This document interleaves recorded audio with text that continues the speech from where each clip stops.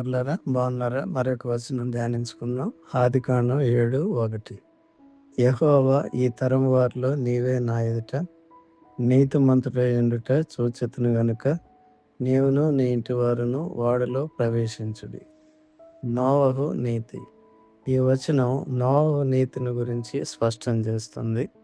ఇది దేవుని కృపను మరియు రక్షణకు కారణం. రక్షణ.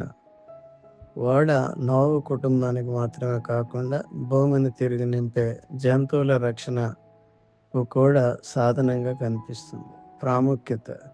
నీతియుక్తమైన జీవితమును గడుపుట, దేవుని వాగ్దానములపై నమ్మకం ఉంచుట మరియు ఆయన ఆజ్ఞలను పాటించుట యొక్క ప్రాముఖ్యత. దేవుని మార్గదర్శకత్వమును అనుసరించడం ద్వారా నోవహు మరియు అతని కుటుంబం వలె మనము కూడా రక్షణను మరియు భద్రతను పొందవచ్చు. రక్షణ పొందుటకు ప్రభువైన యేసుక్రీస్తులో చివరి అవకాశం.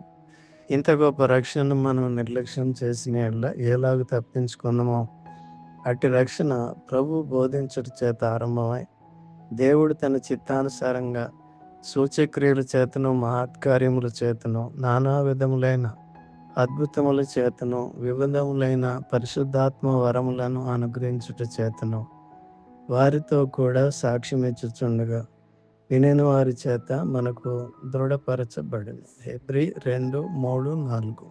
దేవుడు మిమ్మును దీవించునుగాక. ఆమేన్.